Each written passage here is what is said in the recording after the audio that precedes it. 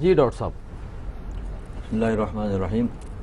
حضرت اسلام میں جو اقلیتوں کو حقوق حاصل ہیں اس کا اندازہ صرف اس نام، ان کو جو نام عطا کیا اسلام نے اس سے اندازہ کر لیں آپ. یعنی اقلیت تو ہم اور آپ کہتے ہیں اردو کے اندر، لیکن ان کو جو اسلامی نام دیا گیا وہ ذمی کا نام دیا گیا، ان کو ذمی کہتے ہیں.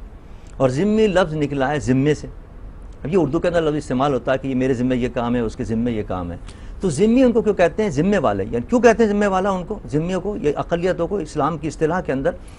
کہ اسلام کے اندر حکومت کو یہ دیا گیا ہے، کیا نام ہے، ذمہ داری دی گئی ہے کہ ان کے جان، ان کی مال، ان کی عزت، ان کی آبرو، ان کی اولاد، سب کی حفاظت کرنا تمہاری ذمہ داری ہے. ماشاءاللہ. اس لیے ان کو کہتے ہیں ذمی، کہ ان کے سارے ذمے تمہارے ذمے ہیں، حکومت کی ذمے ہیں کہ سارے کام ان کے تمہارے ذمے ہیں کہ تم حفاظت کرو ان کی. یعنی یہ ذمی کی یہ معنی ہے. یعنی ان کے کوئی مال کو نقصان نہیں پہنچا سکتا، جان کو کوئی نقصان نہیں پہنچا سکتا. حتیٰ کہ اگر کوئی شخص ان کے جان کو کوئی نقصان پہنچائے گا تو وہی بدلہ ان سے لیا جائے گا جس طرح کسی مسلمان کے جان کو نقصان پہنچانے پر لیا جاتا ہے. میرے آقا سرور دو جہاں صلی اللہ علیہ وسلم کے دور اقدس کے اندر ایک مسلمان نے ایک غیر مسلم کو قتل کر دیا. جب قتل کیا تو حضور کی بارگاہ کے اندر وہ مقدمہ پیش ہوا. میرے آقا نے فرمایا اس کے بدلے کے اندر اس کو قتل کیا جائے، مسلمان کو قتل کیا جائے. اللہ. اور جب لوگوں نے ایک تعجب کا اظہار کیا، یہ کیسے ہو سکتا ہے، یہ تو ایک غیر مسلم تھا، اس کو مار دیا، اس کے بدلے میں آپ مسلمان. آپ نے فرمایا انا احق من اوفا بذمتہ، یہ حضور کے الفاظ ہیں کہ اس کے حق ادا کرنے کا میں سب سے بڑا ذمہ دار ہوں. نبی کہہ رہے ہیں میں ذمہ دار ہوں اس کا حق ادا کرنے کا.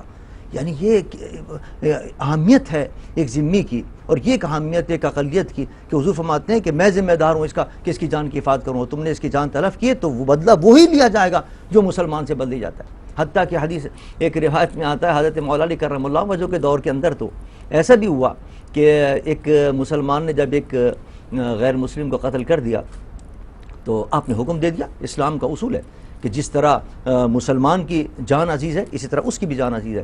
جس طرح کسی مسلمان کو قتل کرے گا اس کے بدلے میں اسے قتل کیا جائے گا، اس طرح اگر کسی نے غیر مسلم کو قتل کیا اس کے بدلے میں اسے قتل کیا جائے گا. آپ نے حکم دیا اس کو قتل کرو، اس مسلمان کو جس نے اس غیر مسلم کو مارا.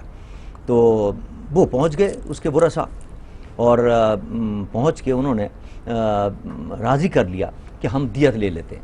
صحیح. اور دیت لے کے اس کو معاف کر دیتے ہیں. حضرت علی کو جب اطلاع ملی آپ نے فرمایا کہیں اس نے کوئی دھونس اور دھمکی اور ڈرا کے تو تم کو یہ نہیں کروا لیا تم سے یہ فیصلہ. بلاؤ ان کو بلوا لیا، مقتول کے ورثاء کو. کہا کہ یہ جو تم دیت دے رہے ہو، حالانکہ میرا فیصلہ تو یہ تھا قتل کا کیا جائے گا اس قاتل کو، تم جو دیت دے رہے ہو تمہیں ڈرائے تو نہیں؟ ان کا نہیں رائے نہیں، ہمارا جانی تھی ہمارے مقتول کی چلی گئی، ہم چاہ رہے ہیں کچھ پیسے مل جائیں تو اس کے بچوں کی کچھ کفالت ہو جائے گی، اس لیے ہم نے بخوشی کیا. آپ نے فرمایا یہ تمہاری مرضی ہے لیکن ہمارا فیصلہ یہی ہے کہ جو تم ہمارا جس طرح خون عظمت والا اسی طرح تمہارا خون بھی عزت والا، جس طرح ہماری دیت لی جاتی ہے اس طرح تمہاری دیت لی جائے گی. یہ اہمیت ہے ہمارے اسلام کے اندر یہ غیر مسلم کی جان. جی ڈاکٹر صاحب بڑی اچھی بات